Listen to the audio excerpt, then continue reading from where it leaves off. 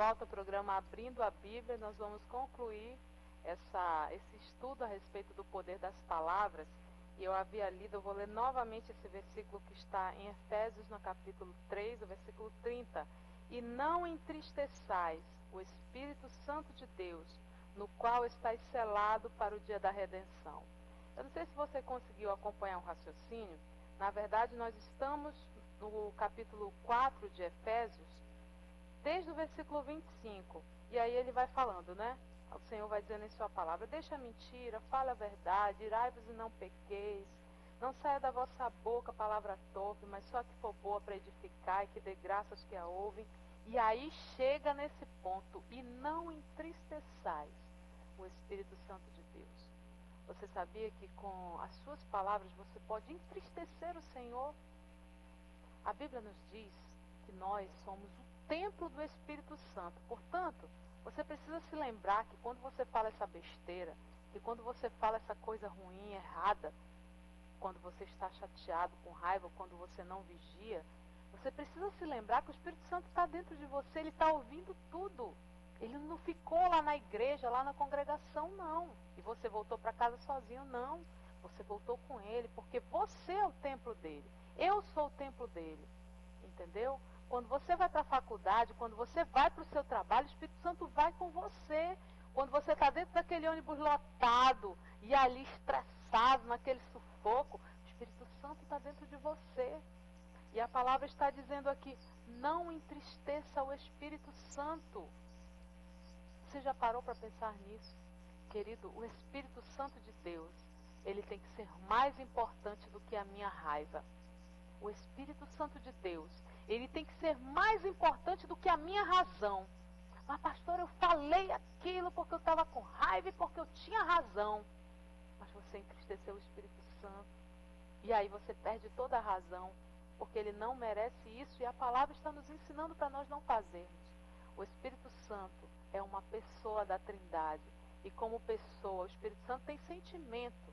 Se a Bíblia está dizendo não entristeçais o Espírito Santo, é porque o Espírito Santo ele tem essa capacidade de se entristecer, de ficar triste, de chorar. Você já pensou sobre isso? A presença do Espírito Santo tem que ser mais importante do que você ter razão. A presença do Espírito Santo tem que ser mais forte do que o teu gênio, do que o teu temperamento forte. A presença do Espírito Santo na tua vida, querido, tem que ser maior. A presença do Espírito Santo, ela tem que ser mais importante do que o seu orgulho. Eu falei porque tinha que dizer mesmo. E aí, para atingir alguém, para ofender alguém, você entristeceu, em primeiro lugar, o Espírito Santo de Deus, que habita em você. Portanto, a situação ela é mais séria do que nós podemos imaginar. Porque o Espírito Santo é nosso amigo, é nosso companheiro, é o nosso consolador. E nós temos que desenvolver essa amizade mais íntima com ele. Nós temos que falar com o Espírito Santo. O Espírito Santo fica 24 horas conosco. A Bíblia diz que Deus está no céu, que Jesus voltou para o céu para preparar lugar para mim e para você. E quando ele voltou para lá, ele enviou o Espírito Santo Consolador. E o Espírito Santo está conosco 24 horas. Portanto, querido, nós temos que desenvolver essa amizade e não entristecer o Espírito Santo de Deus. Porque é ele que intercede pelas tuas causas. É ele que intercede por você, é ele que intercede por mim. E a Bíblia diz, sabe como é que ele intercede?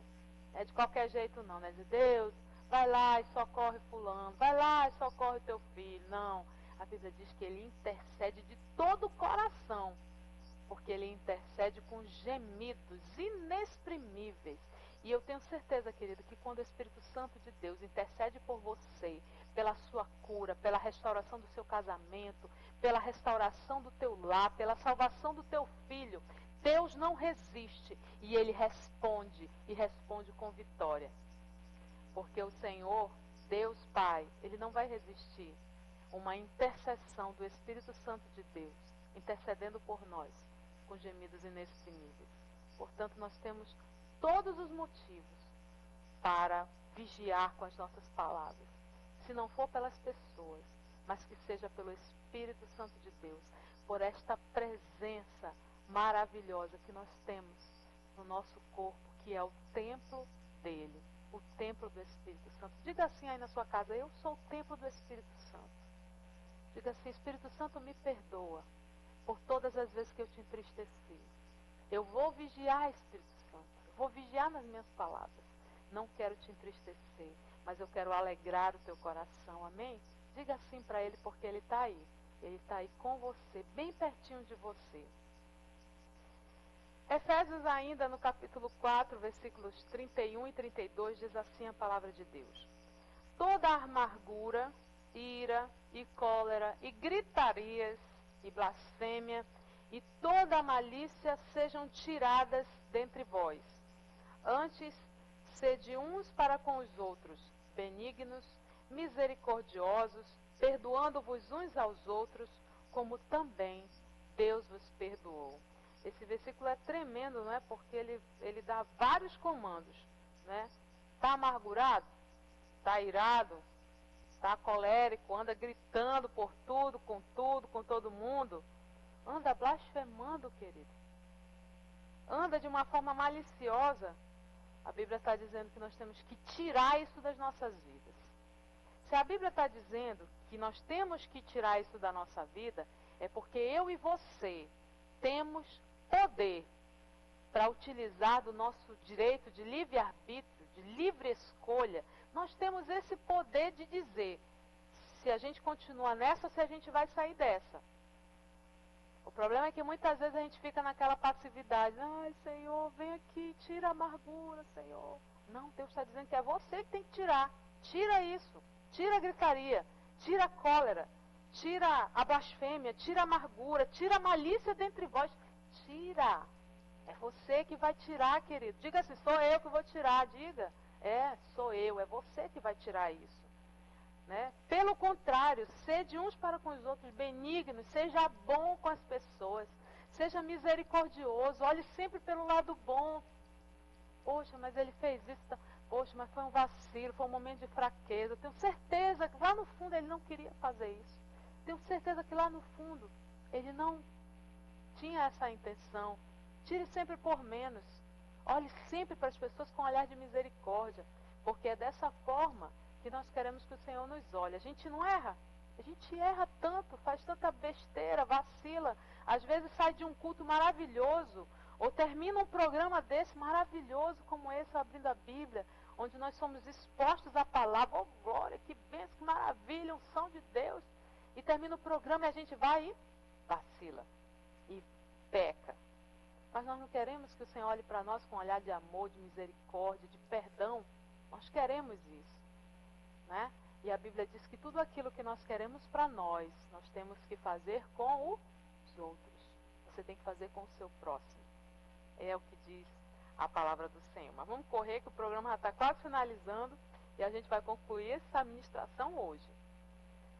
Deus nos pedirá contas das nossas palavras. Você sabia disso? Que você vai prestar conta das suas palavras? Ah, mas eu nem fiz. Né? Eu só falei que eu queria matar, mas eu não matei, mas eu só falei. A Bíblia está dizendo que nós vamos prestar conta daquilo que a gente fala. Né? Ah, mas eu só falei aquele elogio para aquela mulher. Você é um casado, né? Você elogiou aquela mulher com aquela malícia ali, mas você não foi lá ter um caso com ela. Mas a Bíblia diz que nós vamos prestar conta até das nossas palavras, não apenas das nossas atitudes. Portanto, crente, vigia. Vigia, meu irmão. Vigia, minha irmã. Olha só o que diz a palavra de Deus. E o negócio é estreito aqui. Mateus capítulo 12, versículo 34 até o 37. Raça de víboras, como podeis vós dizer coisas boas, sendo maus?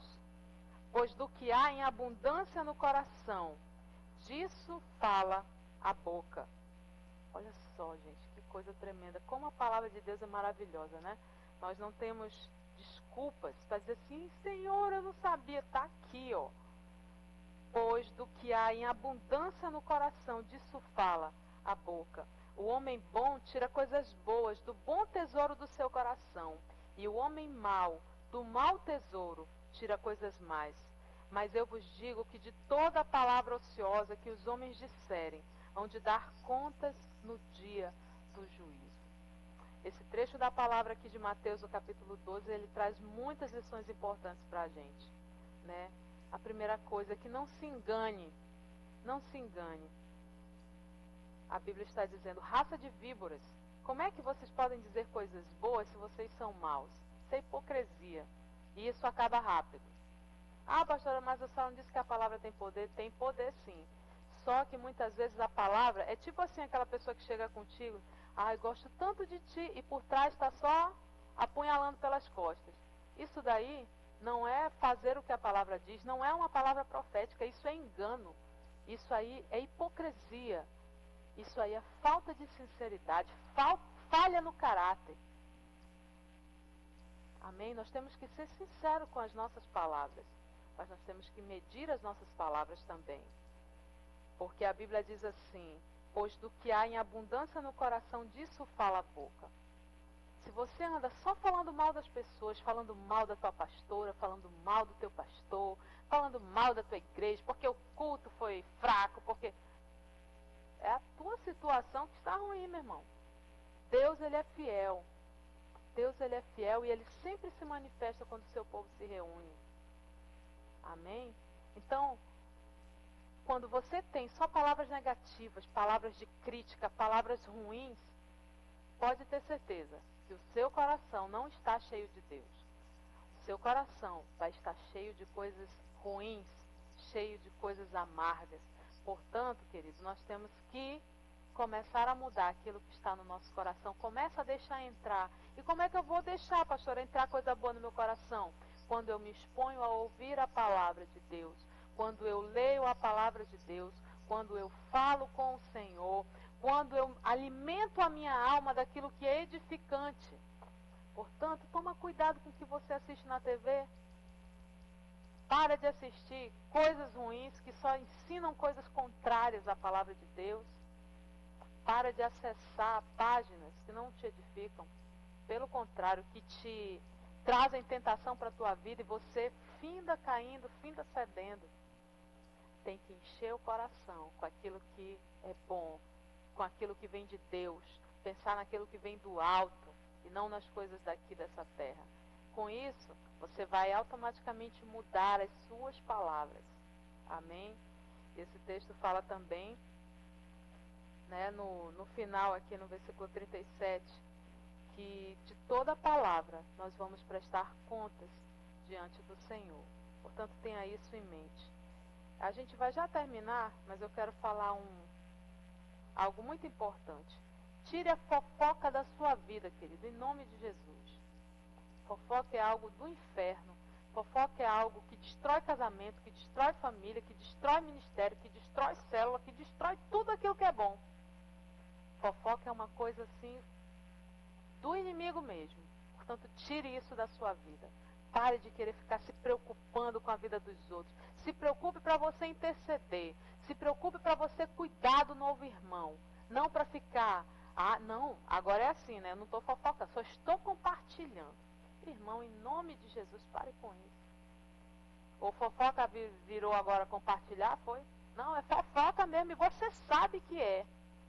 Você sabe que é fofoca. Tire isso da sua vida. A palavra de Deus diz bem assim, 1 Coríntios 15, 33. Não vos enganeis. As más conversações corrompem os bons costumes. Você que fofoca, você está trazendo maldição para a sua vida e trazendo maldição para a vida dessa pessoa que está te dando ouvidos. Portanto, irmão, você que não tem esse hábito, graças a Deus, de fofocar, pare de emprestar o seu ouvido para quem é fofoqueiro. Quando o fofoqueiro chegar, ai, irmão, tu sabe? Clame logo o sangue de Jesus e saia pela tangente, meu irmão. Não vai emprestar o seu ouvido para o inimigo. E não vai emprestar as suas palavras para o inimigo também. Amém? A Bíblia fala aqui, Salmo 1, o versículo 1, bem-aventurado o homem que não anda no conselho dos ímpios, não se detém no caminho dos pecadores e nem se assenta na roda dos escarnecedores. Então, isso aí é válido para mim e para você. Sabe, fofoca é uma coisa que destrói. Destrói na igreja, destrói na família, destrói no trabalho, sabia disso? Não falta um lá, né, no teu setor para ir chegar lá e contar uma fofoca. Sabia?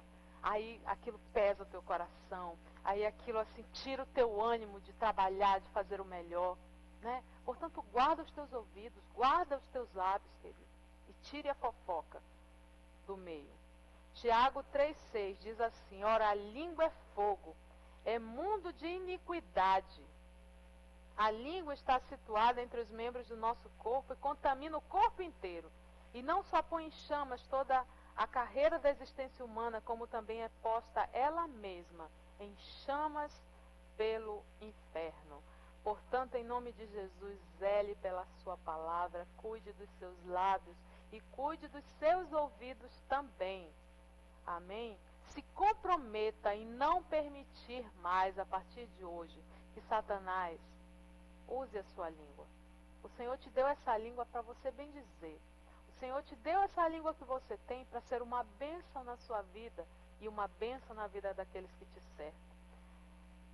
O salmista Davi, ele tomou uma decisão muito importante que está aqui no Salmo 17, versículo 3, que diz assim, ó: provaste o meu coração, visitaste-me de noite, examinaste-me e nada achaste. Propus que a minha boca não transgredirá. Isso daqui foi uma decisão que o salmista Davi tomou. Eu fiz um propósito com a minha boca de que eu não vou pecar com os meus lábios, eu não vou pecar, eu não vou falar coisas mais. Então vamos nos comprometer também diante do Senhor. E eu quero encerrar essa ministração lendo aqui uma frase muito interessante que eu encontrei, que diz assim: vigie os seus pensamentos, pois eles se tornarão as suas palavras. Vigie as suas palavras, pois elas se tornarão as suas atitudes. Vigie as suas atitudes, pois elas se tornarão seus hábitos. Vigie os seus hábitos, pois eles se tornarão o seu caráter. E vigie o seu caráter, porque ele será o seu destino. Portanto, querido, que o Senhor te abençoe, que o Senhor nos abençoe com a sua palavra de uma forma poderosa. A gente vai agora para um breve intervalo. E eu quero convidar para você, no próximo bloco nós estaremos orando ao Senhor, nós estaremos lendo o seu pedido de oração e fazendo aqui uma oração ao Eterno. E eu creio que o Senhor nos ouvirá e nos abençoará de uma forma poderosa. A gente vai para o intervalo, eu volto já já.